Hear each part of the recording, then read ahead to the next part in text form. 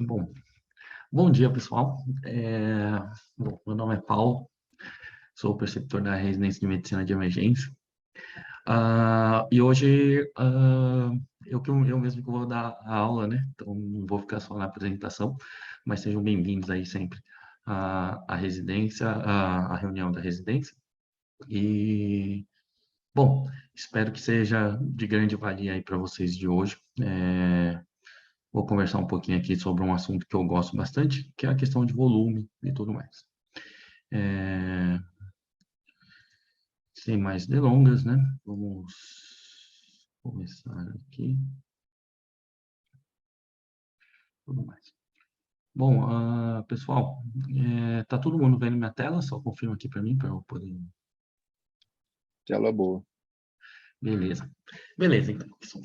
Então, como já disse aí, sou o preceptor da residência de medicina de emergência e eu vou começar aqui falando um pouquinho sobre cristalóide, sobre soro, sobre volume no pronto-socorro, né? Ah, Quando ele é realmente necessário, quando que a gente usa, como que a gente vai fazer, né? E por que que a gente usa, né? Eu acho que essa cena que a gente encontra aí é tão frequente, mas tão frequente, né? Que é aquela sala de medicação, é aquela sala de emergência com as macas, é aquele monte de soro pendurado, às vezes só soro, às vezes é medicamento, mas realmente uma infusão muito grande de cristalóides, né? Na questão de modificar a volemia dos nossos pacientes e de fazer esses ajustes por ali, né?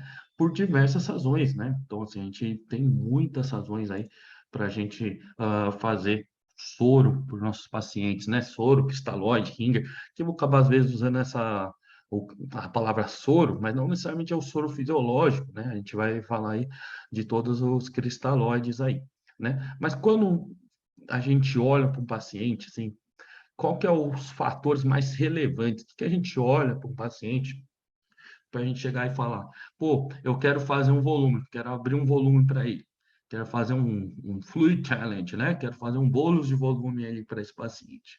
Quais são os fatores que nos levam para administrar esse medicamento para os nossos pacientes, né? E aí, assim, acho que de cara, assim, a gente sempre vem com alguns desses aqui, né? Eu estou seguindo o protocolo é esse, né? Um negócio meio automático, né?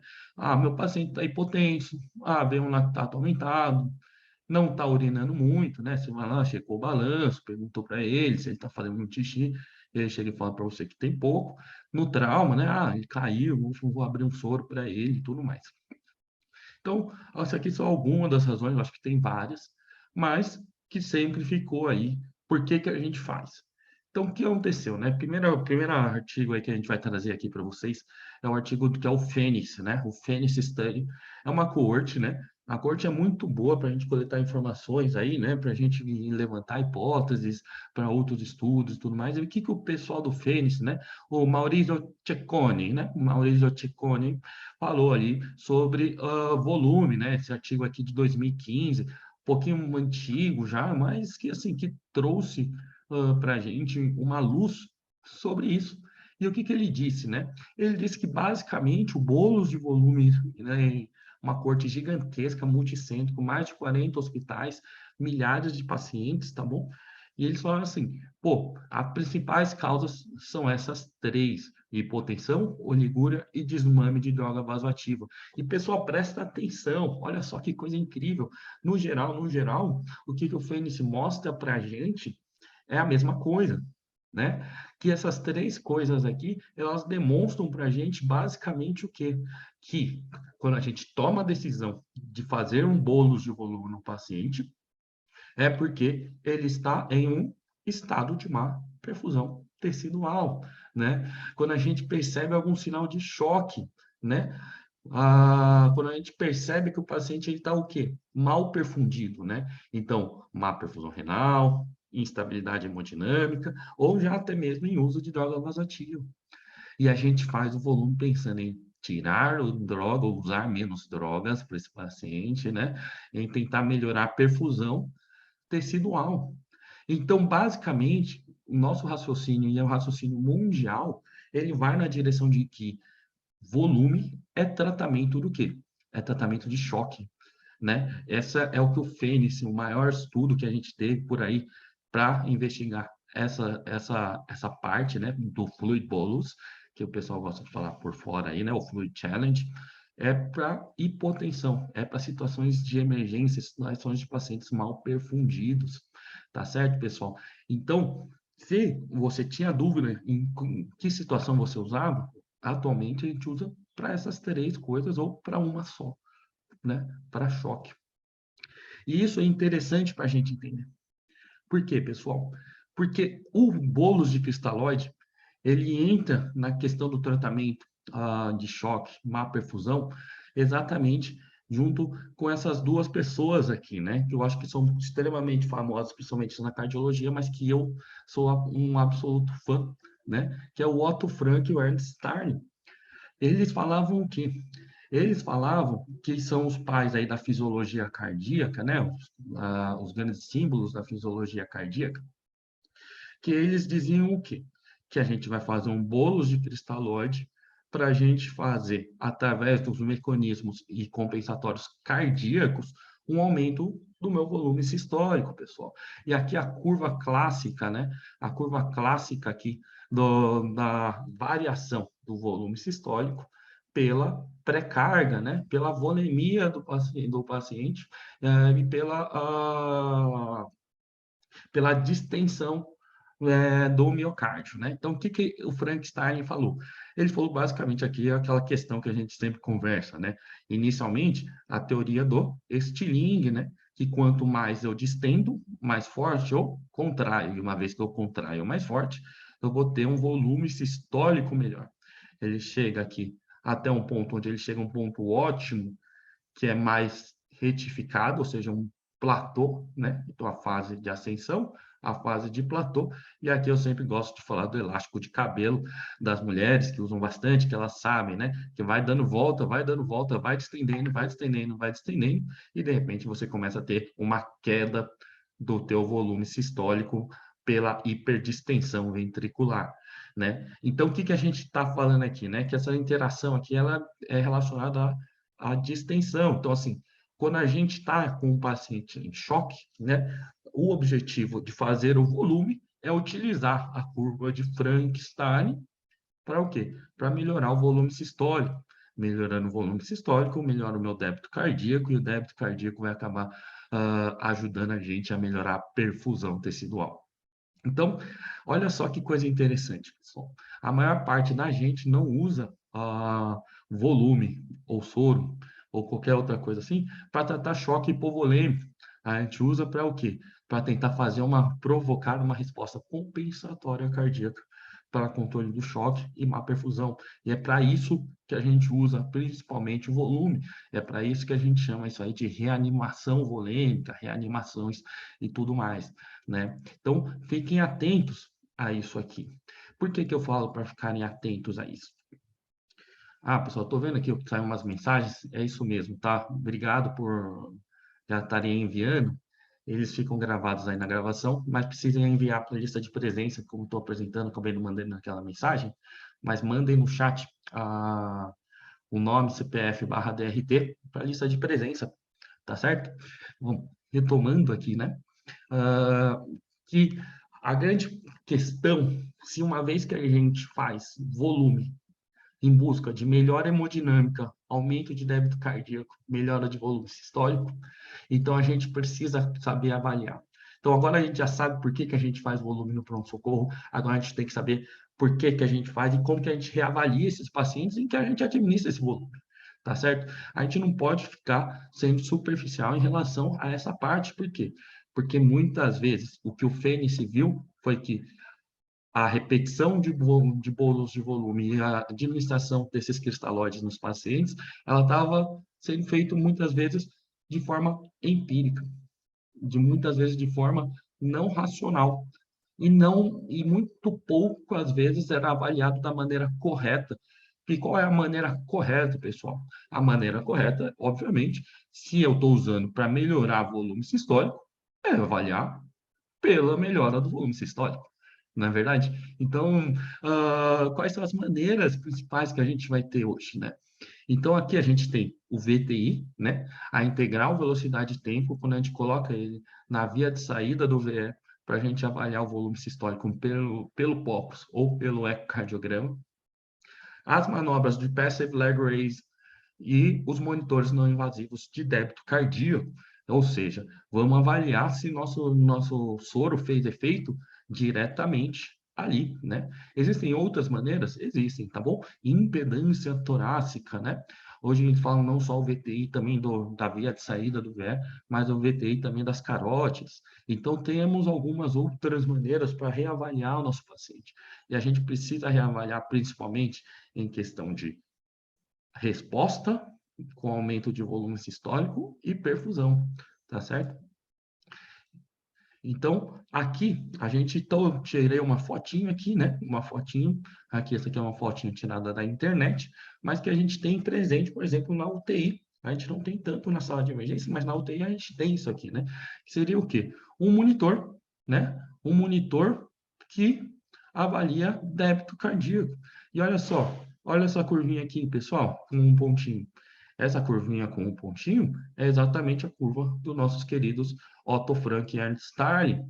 O monitor, através de uma invasão, de uma PAI, de uma invasão ali, ele te dá a pressão venosa central, ele consegue te posicionar na curva de Frank-Starling e consegue te dar débito cardíaco no beira-leito, ao vivo, né? Isso aqui também, eu trouxe aqui o segundo artigo aqui para gente, que eles chamam de State of the Art Review, e eles foram muito bem, tá? Esses monitores eles foram muito bem na mensuração e na comparação com outros métodos para mensurar débito cardíaco.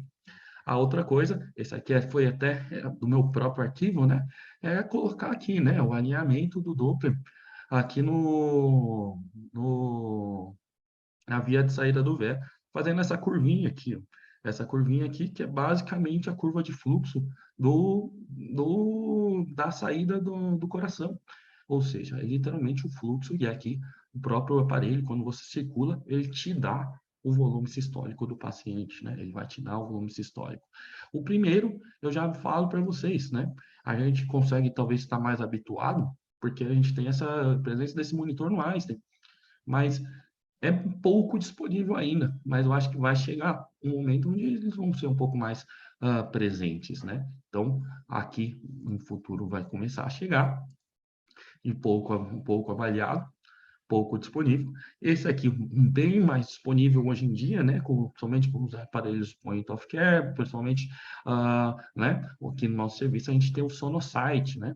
E qual que é o problema disso aqui, né? O problema disso aqui, na verdade, é algumas coisas atrapalham na medida do VTI, como alterações valvares, miocardiopatia hipertrófica, e a principal dificuldade aqui é aprendizado, né? Então, assim, as pessoas estão pouco preparadas aí hoje em dia para conseguir abrir janelas ecocardiográficas satisfatórias e fazer essas medidas de maneira adequada, né? Então, o que que ele no Fênix viu como as pessoas que avaliam e o que eles traziam ali, né?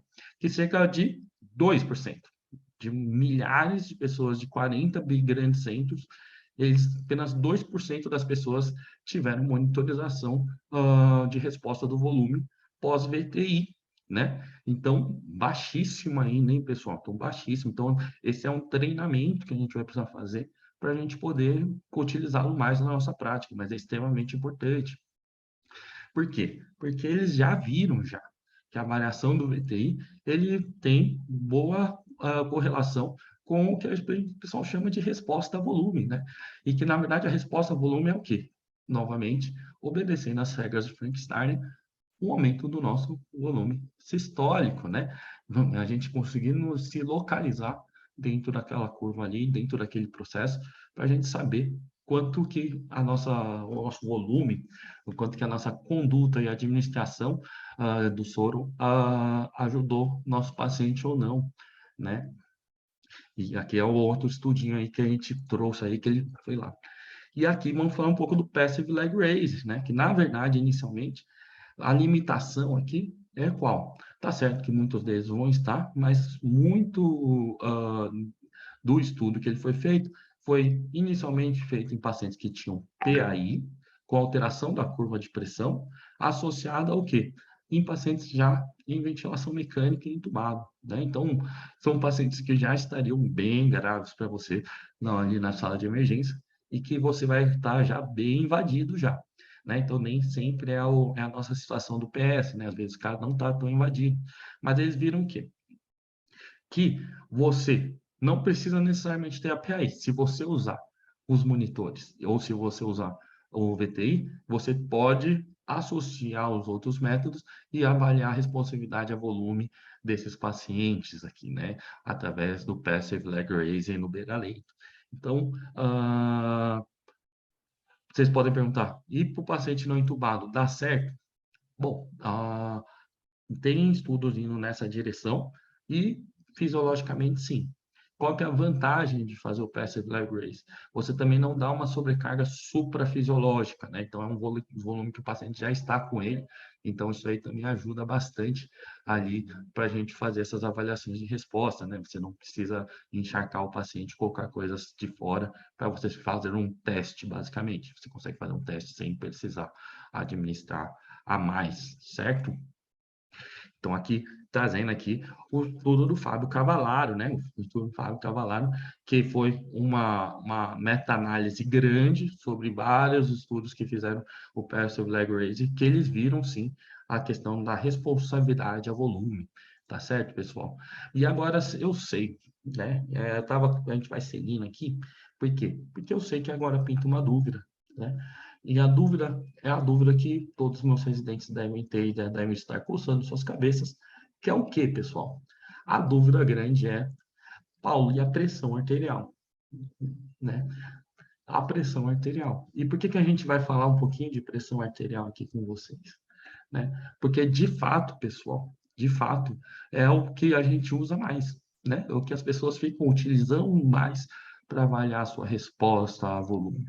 Mas será mesmo, né? Será que vocês já viram pessoas utilizando pressão arterial como grande objetivo, né, da nossa efetividade de administração de cristalóides nesses pacientes ali na emergência, no pronto-socorro? Eu tenho certeza que todo mundo já usou, porque eu também já usei, e a gente é ensinado muito a utilizar pressão arterial. Mas qual é o problema, né? É fato da gente utilizar pressão arterial, e porque eu particularmente não gosto, e porque e eu quero hoje tentar convencer vocês de fazer algo diferente, né? Porque a pressão arterial, pessoal, ela é basicamente definida por uma conta, né? Que é o duplo produto entre o débito cardíaco e a resistência vascular. Então, é a quantidade de líquido que você abre a torneira e a quantidade de resistência que você coloca na mangueira. Isso vai aumentar ou diminuir a tua pressão. Ou seja, pessoal, se o nosso objetivo aqui era a avaliação de um paciente, que a gente fez o bolus, para buscar o quê? Uma melhora do nosso débito cardíaco, e você avalia ele por algo que é dinâmico e diferente, e que tem muita influência de resistência vascular, como é que você sabe se a sua resposta foi por causa de melhora do débito cardíaco e melhora de perfusão, ou foi por piora do paciente e aumento de resistência vascular, né? Então, a fato da aumentar a resistência vascular é porque o paciente, em geral, que está hipotenso, que está em choque, né? Que está em choque, que nem a gente tinha começado lá, que o Fênix trouxe as informações das razões da gente estar administrando esse medicamento. Ele vai estar com o status adrenérgico aumentado, né? Lembra, né? Está em estado de má perfusão, ativação do sistema renina-angiotensina-aldosterona, aumento de retenção de líquido pelo rim, e vasoconstrição periférica. Então, quando você administra esse cristalóide no paciente, se você piorar a perfusão do paciente, ou seja, diminuir a taxa de extração de oxigênio pelo seu corpo, o que vai acontecer com você? Você vai aumentar a ativação e aumentar a vasoconstrição periférica. Então, pode ser que talvez você esteja tratando a pressão, achando que ele está respondendo bem à pressão arterial, mas que, na verdade, ao fazer essa medida, você possa ter piorado a perfusão. E aí, você vai ter uma resposta de pressão arterial, mas que não vai ter uma melhora de desfecho e de disfunção do seu paciente. E isso é importante vocês entenderem, que nem sempre o que você está vendo ali, tratar o que um número do monitor é o que vai trazer benefício para você e para o teu paciente no beira-leito. E, obviamente, o débito cardíaco que você está colocando ali, ele também é feito de vários fatores, né? Aquelas coisas da pré-carga, pós-carga e bomba, né? E contratilidade. Então, quando você mexe em um fator de 3 do débito cardíaco e que sofre influência importante em um paciente que vai estar com a sua resistência vascular completamente alterada, num estado de choque na emergência, utilizar a pressão arterial para avaliar resposta a volume é quase que uma loucura. É quase uma loucura. De tantos fatores importantes e relevantes que estão acontecendo para esse paciente em estado crítico na sua sala de choque, na sua sala vermelha. Tá certo, pessoal? E olha só que coisa incrível, né? Que foi publicado aqui, né, no Critical Care and Resuscitation de 2018. E agora aqui a gente está indo aqui para o pessoal aí do escandinavo, né? Seu Olof Wall, né? Seu Lars, seu Olof. Eles falaram o quê? Olha só, a teoria deles, pessoal. Eles falaram assim: vamos pegar um pessoal e vamos fazer o quê? Vamos ver como funciona esse negócio de bolos de fluido nas pessoas. Então, eles pegaram pessoas normais, healthy volunteers. E eles fizeram o quê? Bom, vou fazer um esquema normal, que é o quê? Vou pegar o soro e vou injetar no paciente. E vou fazer a mesma coisa, pensando em uma outra variável, que seria o quê? Soro aquecido a 37 graus. Então, aqui eles falaram que a temperatura ambiente, na temperatura ambiente deles de lá é 22, né? Se tivesse lá no Rio de Janeiro, ia ser a mesma coisa, né? 36, 36, 37, até a temperatura ambiente já está até mais quente, dependendo do lugar, né? Mas aqui na Escandinávia, a temperatura ambiente de 22 contra um sorinho de 37. E o que eles viram, pessoal? Olha só que coisa incrível, pessoal. Então, vocês veem o quê? A linha contínua aqui, ó. Vocês estão vendo a linha contínua? A linha contínua é geladinho. A linha contínua é geladinho. Tem 22 graus. E a linha pontilhadola aqui, ó, é o aquecido a 37. Isso aqui é uma curva de PAM, pessoal.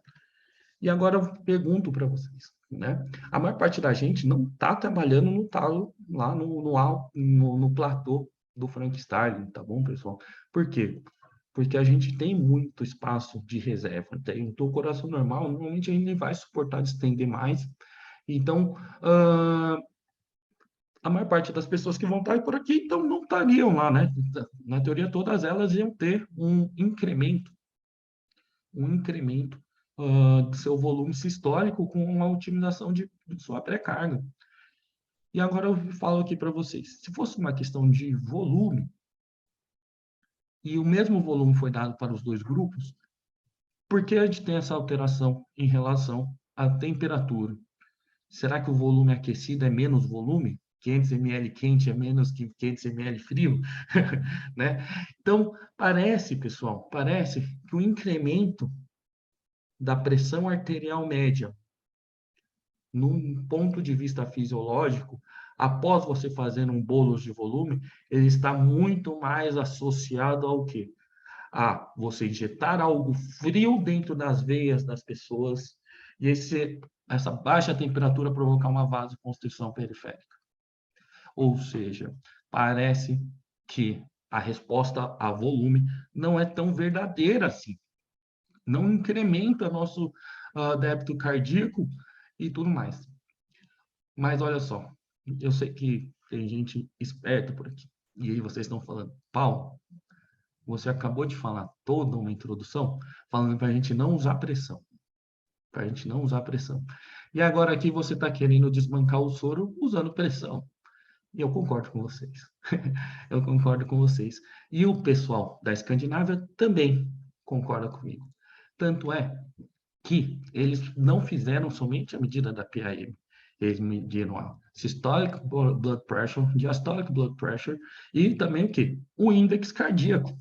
E o que é um índex cardíaco, pessoal? O índex cardíaco, ele fez para o quê? Ele fez para o débito cardíaco normalizado pela superfície corporal total dos pacientes. Ou seja, pessoal, é uma medida de débito cardíaco, ou seja, de volume sistólico, né? E o débito cardíaco é o que importa, não é o que importa. Pessoal, o N é pequeno. Sim, o N é pequeno. Mas eu achei muito interessante para trazer para vocês. E aí eles viram o que, pessoal? Eles viram que uma parte deles responde, né? Uma parte deles vão ter uma resposta de melhora de débito cardíaco, né? Quase todos eles voltam no frio, quase todos eles voltaram. Aqui ainda não tinham voltado todo mundo, né? Voltou para o baseline. E o que eles veem de diferença importante entre um quadro e outro? Que todos eles retornam na linha de base, mas só que em tempos diferentes. Então, o que eu estou querendo dizer para você, pessoal? Né? Parece que sim, ele até causa um incremento no débito cardíaco quando você administra o volume no paciente. No entanto, ele volta ao normal em 45 minutos quando você injeta frio e em 15 minutos quando você injeta quentinho, né? Então, quando a gente faz esse bolo de volume, a gente tem um incremento da nossa pré-carga. Percebam, tem um incremento da pré-carga, mas que não é sustentável. Percebam isso ou não? Que não é sustentável. Ou seja, pessoal, é basicamente o quê? É vocês, quando vocês administram o volume, se for administrar, vão administrar gelado, né? Então, Paulo, vamos soltar aí o pó de diamante endovenoso para a gente melhorar o nosso débito cardíaco e melhorar a nossa pressão, né? Isso aqui é o que a gente está fazendo, basicamente, quando a gente administra o pessoal do choque, o pessoal chocado, o volume. Por quê? Porque depois eles normalizam e voltam à estaca zero hemodinâmica.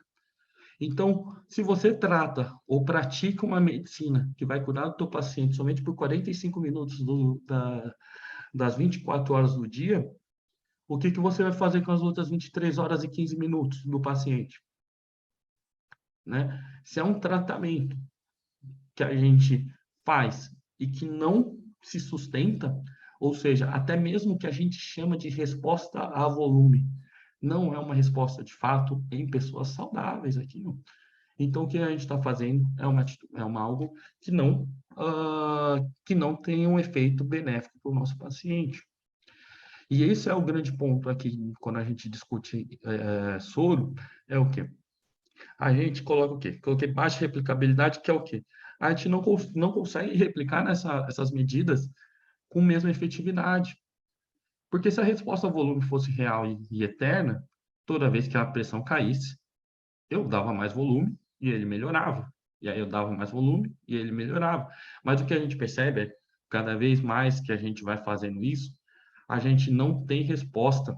A gente vai perdendo a resposta a volume à medida com que você vai administrando esses cristalóides para os pacientes.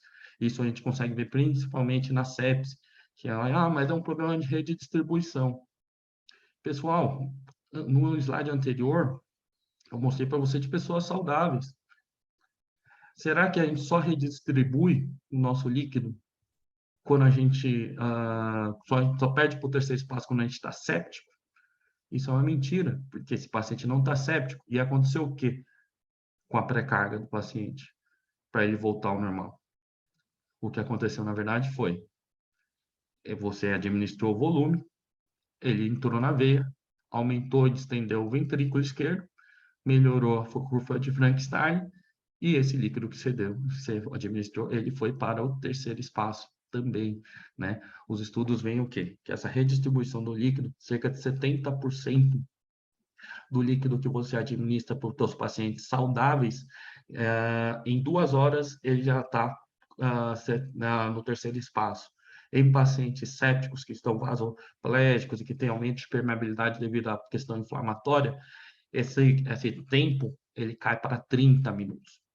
Então, em 30 minutos no séptico, em 2 horas no saudável, O líquido IA que você administrou, ele já está virando o quê? Ele já está virando edema.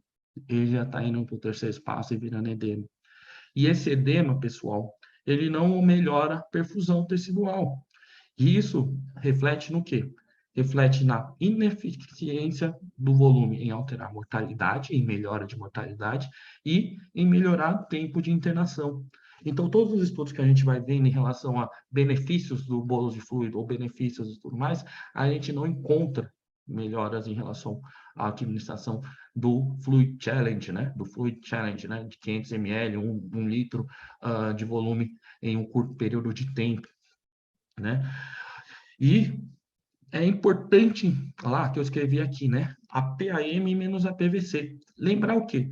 Que a perfusão a nível de capilar, né? Quando a gente vai pensar na unidade básica de vida, que é a célula junto com o capilar, ela depende de uma diferença de pressão hidrostática, osmótica e hemodinâmica para você fazer a passagem da perfusão celular. E essa pressão vai basicamente numa conta onde a PAM, ou seja, a pressão arterial média, vai disputar com a PVC, que é a pressão venosa. Percebam que o edema afasta a célula e dificulta a troca para ela pegar o oxigênio, para ela pegar a glicose, os nutrientes que ela precisa. E, ao mesmo tempo, quando você aumenta a pressão venosa central em excesso, ou seja, a turgência em excesso e ela começa a perder para terceiro espaço, você diminui essa diferença. E diminuindo essa diferença, também diminui a pressão hidrostática que vai gerar a perfusão tecidual que vai tratar o teu choque.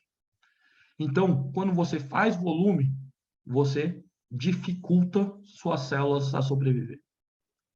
Quando você faz volume em excesso. Quando você faz um volume em excesso, ou quando você faz um volume que não incrementa a PAM a ponto suficiente para compensar a piora com o aumento da PVC. Então, percebam, pessoal, que se você não tem o aumento do volume sistólico sustentado, você vai ter o aumento da pressão venosa sustentada, porque esse volume não foi para lugar nenhum. Ele vai continuar dentro dos compartimentos endovenoso e terceiro espaço. Então, se a PAM cai e a PVC e o edema se mantém, você, no final, depois daqueles 45 minutos que você teve o efeito benéfico, você, no final, está fazendo um mal para a perfusão celular desse paciente. E aqui a gente vai ter vários. Coloquei alguns exemplos aqui de estudos que vêm falando contra a questão do volume. E aqui, realmente, bater em volume na sepse já é algo tão rotineiro no meio médico que talvez não vale tanto a pena. Mas eu gosto muito desse grupo australiano, né, que chama ARISE, que vem fazendo aí diversos estudos para fazer e modificar a favor de droga vasoativa muito antes, de forma mais precoce, precoce não no sentido literal da palavra, mas de forma mais precisa, né? Utilização do time de DVA mais preciso e não atrasar e nem exagerar na questão do volume dos pacientes, né? Aqui também, um mais recente é o Prepare2. O que o Prepare2 falava, né? O Prepare2 perguntou o quê? Será que se eu fizer um bolos de volume para os pacientes que eu vou entubar, eu consigo prevenir episódios de hipotensão e má perfusão pós-IOT?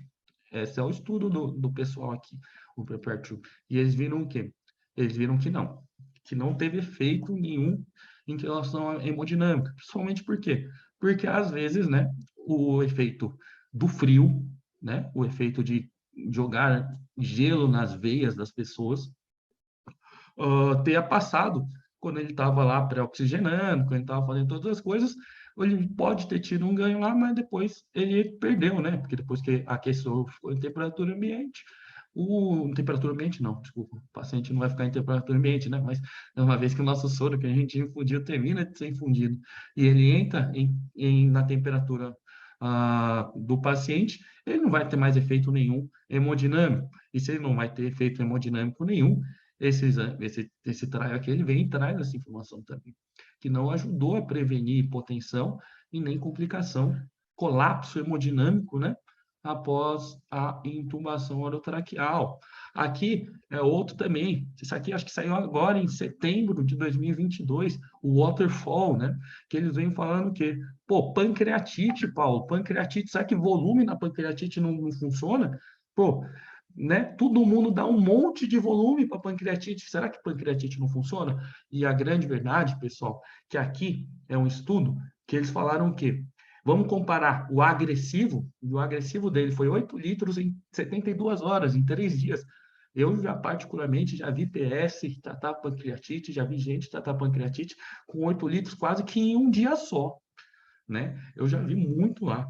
E aqui é o quê? O moderado deles foi 5 litros nas 72 horas. E olha só, pessoal, olha só o que o Henrique de Madália descobriu para a gente. O Henrique de Madália ele descobriu para a gente o quê? Ele descobriu, pessoal, que não teve alteração de mortalidade, não teve alteração de mortalidade, mas que nos agressivos eles tinham muito mais complicações relacionadas a fluid overload, ou seja, a excesso de líquido, né? E nem é tão excesso assim quando a gente compara com alguns outros protocolos de tratamento que a gente tem. Então, percebam, pessoal, que mesmo em pacientes que têm indicação de volume, não é de muito volume, né? E eles estão vendo cada vez menos volume. Então, isso é importante para vocês entenderem, que eu não estou falando somente de bater no volume na sepsia, eu estou falando da gente começar a utilizar ele muito mais como remédio e saber os efeitos que a gente está esperando e avaliar e reavaliar nossos pacientes e as respostas deles, do que efetivamente simplesmente administrar eles de forma inocente. Aqui é uma coisa super interessante também, porque a partir do momento que o nível de complicação começou a ficar tão grande no grupo agressivo e muito menor no grupo moderado, esse estudo aqui ele teve que ser interrompido, porque estava ferindo a ética das equipes, vendo que um grupo não estava indo muito melhor, com muito menos complicação associada à sobrecarga volêmica do que os outros.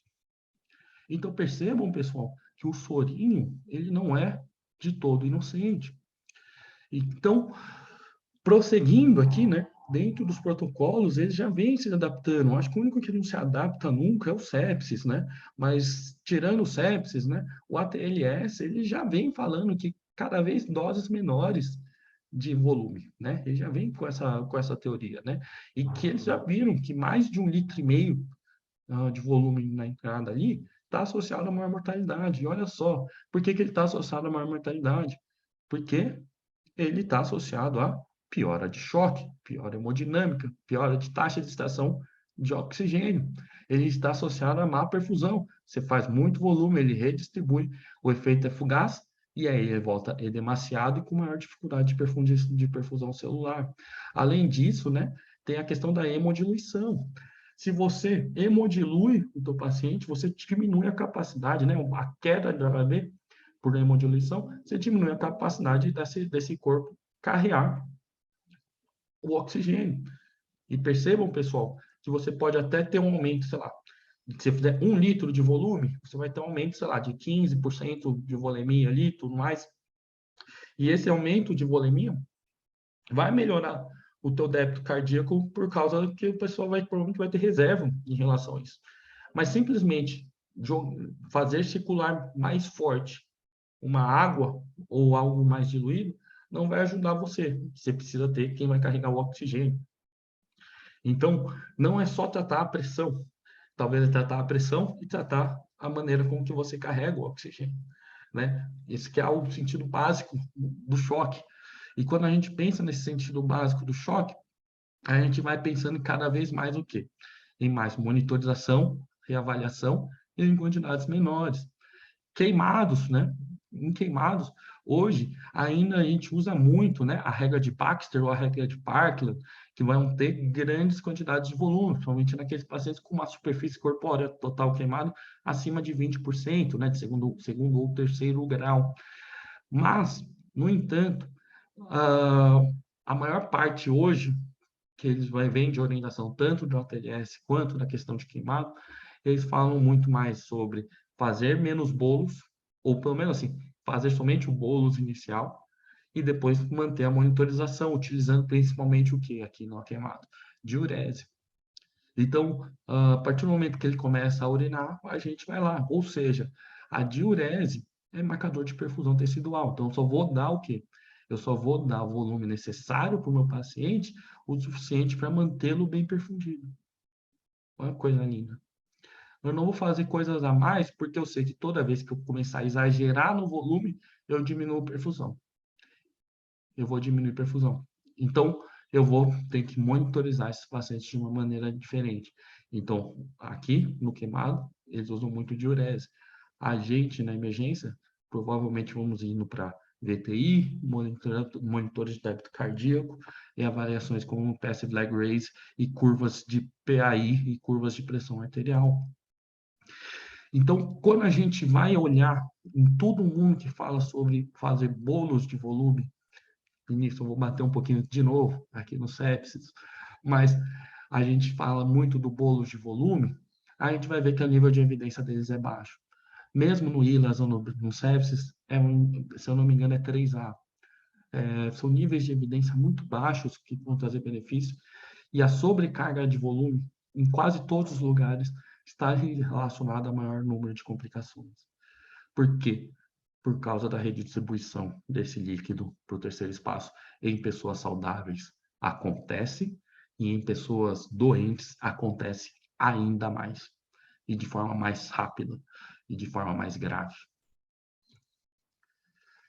E agora eu sei, Paulo do céu, né? De novo vocês estão aí falando um pouco com dúvidas. E a dúvida de vocês de agora é o quê? Paulo, mas você falou tão mal que eu acho que eu nunca mais quero fazer volume na minha vida. Mas se eu precisar, eu posso? Como é que você faz volume? Você nunca faz? Eu faço, pessoal. Eu faço volume sim também. Mas a gente vai fazer com calma, né? Pô, vamos fazer com calma. Por quê? Porque quando a gente faz com calma, a gente faz menos hemodiluição, pessoal. E lembrando que a grande causa da gente estar fazendo aqui é tratar choque, é tratar estados de má perfusão tecidual e não tratar pressão arterial. Percebam isso, a gente precisa tratar o choque. E para a gente melhorar a perfusão tecidual, a gente não pode sacrificar tudo pelo débito cardíaco e jogar fora a nossa hemoglobina. Ela é importante, ela precisa estar presente junto dessa pressão. Então, se a gente hemodiluir menos, a gente consegue levar mais oxigênio para nossas células e melhorar a perfusão delas e tirar ela do estado de uma perfusão tecidual. A gente consegue tirar melhor ela do choque quando a gente tem uma questão sem hiperdistender e sem hemodiluir esse paciente demais. Sempre avaliar o quê? Que não é porque alguém responde que você tem que fazer, né? Então, às vezes, a causa, o débito cardíaco até pode aumentar, mas será que eu quero fazer isso só pelo débito cardíaco? Será que ele precisa disso daí? Ou será que eu preciso, por exemplo, entrar com antibiótico e vasopressor? Porque o problema dele é uma vasoplegia com aumento de permeabilidade vascular periférica. E aí é melhor eu trabalhar mais na resistência.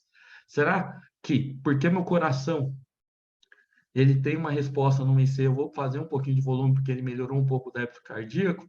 Ou será que é melhor eu começar a vasodilatar e começar inotrópico para ele? Então, não é porque o paciente ele pode ter uma resposta a volume que a gente vai precisar dar volume para ele. Sempre, pessoal, vamos seguir o que o pessoal de 1890 falou, Otto Frank e Ernst Starling. A gente sempre vai ter que seguir esse quadro. Não tem como. A gente vai ter que ver e avaliar eles pelo volume sistólico e débito cardíaco. Não tem como. É a melhor maneira para a gente ver. Se a gente quiser fazer volume, você tem que ser capaz de fazer esse tipo de avaliação, né? Sempre lembrar daquele conflito de que se eu não tiver um aumento sustentado da minha PAM com essa medida, eu vou ter, sim, um aumento da minha pressão venosa consistente. Então, sempre pensar nesse binômio que, se um é temporário e o outro é permanente, eu posso estar causando mal se eu não tiver uma boa resposta, de acordo com os nossos amigos Otto Frank e Einstein. Sobrecarga volêmica e infusão rápida podem causar lesão endotelial, tá? Então, assim, pensem também o quê? se esse paciente ele precisa mesmo de receber bolos de volume, né? Então, o pessoal, mas e o paciente desidratado, Paulo? O paciente desidratado, pessoal, ele não precisa efetivamente ficar recebendo hidratação endovenosa, né? Então, às vezes é muito mais avaliar se você consegue controle de sintoma, então medicar o paciente adequadamente para você poder ofertar VO, ou então evitar o bolos, né? Evitar o bolos que você vai gerar uma sobrecarga com lesão endotelial e pode ter uma série de outras congestão e tudo mais. Então, se você for hidratar alguém, hidrate devagar, hidrate com calma, né? Não precisa efetivamente fazer as coisas tudo com pressa. A indicação do Fluid Challenge, do bolos de volume, ele é muito mais restrita do que a gente pensa, né? E lembra, pessoal, reavaliação, reavaliação e reavaliação. O que eu estou falando? Não adianta você bater uma foto e aproveitar aqueles 40 minutos do gelinho na veia e falar que o paciente responde, sendo que ele vai ter que viver as outras 23 horas do dia.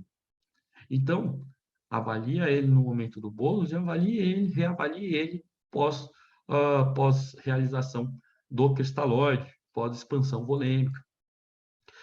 E, pessoal, para ir finalizando e abrindo para algumas questões e algumas perguntas, né? Eu acho que assim, aqui eu escrevi mal, tá bom? Não é que assim, são amplamente utilizados, mas com pouca evidência. A gente tem muita evidência, mas tem muita evidência contra, né? E a grande questão aqui é que, ao ser amplamente utilizados, existe não sei, um preconceito, não é um preconceito, mas existe uma regra por aí, né, de que as pessoas acreditam que ser uma medicação inocente, e de inocente ela não tem nada. E o problema disso aí, que tudo é, se eles acham que é inocente, as pessoas param de estudar isso aqui. As pessoas não param para estudar e ver a evidência real do que acontece com o ser humano quando você abre um soro, né? As pessoas estudam muito mais antibiótico, droga vasoativa, sei lá, né, dobutamina, balão intraórtico, cirúrgicas, assim, essas coisas assim, mas o que o soro está fazendo na veia das pessoas, as pessoas estudam um pouco. E eu acho que a gente precisa estudar mais. Eu acho que a gente precisa estudar mais porque tem muita coisa errada nessa medicação simples, mas que influencia demais a hemodinâmica dos pacientes, né? Lembre-se, pessoal, sobrecarga é mais difícil de tratar do que hipovolemia. Então, tem mais complicação de paciente hoje, que a gente vai ver lá, tem mais publicação sobre problemas de sobrecarga volêmica do que de hipovolemia, né? A hipovolemia, nosso corpo, ele é muito mais adaptado. Lembra, pessoal? A gente é pronto, né, para hipovolemia.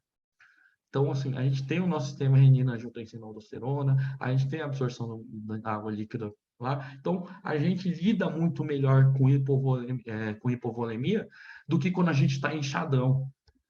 Naturalmente, esse estado hipervolêmico aqui é muito não natural para a gente e o nosso corpo ele lida muito mal. Ele não tem mecanismos bons suficientes para lidar com ele. A resposta hemodinâmica, pessoal, não precisa de 1 litrão, né? Não precisa descer o litrão na veia. Então, a resposta hemodinâmica, muitas vezes, ela acontece com alíquotas muito menores de volume. Então, por que a gente quer ser tão agressivo assim, né? Com lá 30 ml por quilo? É muito volume. Então, assim, se você quer ver uma resposta hemodinâmica, você pode fazer uma alíquota menor e fazer avaliações ali diretamente do débito cardíaco do teu paciente. E, pessoal, se não melhorou o volume sistólico, se o Frank Starling falou que não, é não, tá? Aqui não é não. Se você está querendo tratar choque e nem aquele incremento de volume sistólico inicial você teve, não faça. Pode parar.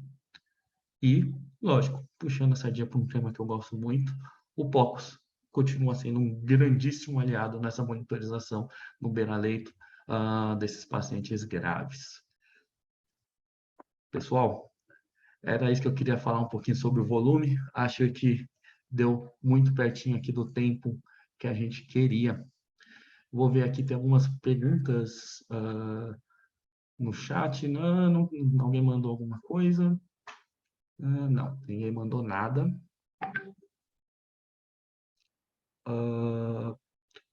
Mas eu estou aberto aqui, pessoal. Estou aberto aqui, temos 5 minutos, temos um tempinho.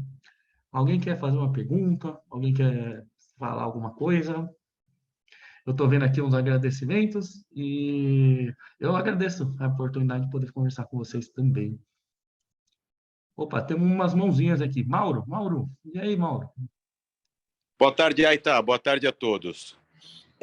Como é que eu vou guiar a reposição volêmica no pré-hospitalar, que é o meu quintal, já que eu não tenho todos esses artifícios aí que você falou de monitorização de índice, débito cardíaco, o POCUS no pré-hospitalar ainda está bem embrionário. Como é que eu vou guiar? É só pela clínica mesmo, é isso? Perfeito, é uma boa pergunta, né? Sempre. E a grande questão é, a gente, o POCUS ali, ele vai um dia vai chegar, mas basicamente pensar muito menos em pressão arterial e muito mais em melhora de perfusão tecidual. Então, o que eu estou falando para você assim, o que a gente tem hoje de manobra propedêutica relacionada a isso é fazer um bom tempo de enchimento capilar, né? Não dá só aquela apertadinha no dedo da pessoa e desencanar. Então, fazer um bom tempo de enchimento capilar e avaliar outras funções, como, por exemplo, assim, não só a melhora da pressão, mas melhora da disfunção que o paciente pode estar apresentando dentro do pré-hospitalar. Por exemplo, se ele estiver rebaixado, será que ele acordou? Está mais acordado, tudo mais, e não usar somente a pressão, né? Por quê? Porque a pressão não vai te ajudar tanto. No pré-hospitalar, aqui eu vou fazer o meia-culpa, que é o quê? Se eu conseguir, né, Mal, se você estiver lá com o paciente e você conseguir uma resposta de volume sistólico de 45 minutos dando soro gelado na veia dele a 22 graus, eu topo o que eu estou falando para você. Se vai te dar uma melhora hemodinâmica por 45 minutos, e 45 minutos é o tempo para você poder fazer a sua remoção e poder levar, eu acho que é um mecanismo excelente ali. Então, assim, por exemplo, no pré-hospitalar, eu acredito que a gente tem que ser muito mais liberal com soro, e talvez com soro frio, né? Com soro gelado, que esse vai dar um efeito de vasoconstrição para você e uma melhora da tua pressão e temporariamente uma melhora do débito cardíaco. O que eu acho que ter que tomar um pouco de cuidado, na verdade, é em não fazer muito soro, tá? Para você não cair naquela questão de hemodiluir muito o paciente no pré-hospitalar e ele chegar muito mal perfundido no hospitalar por causa dessa hemodiluição, que a gente vai ter mais problema.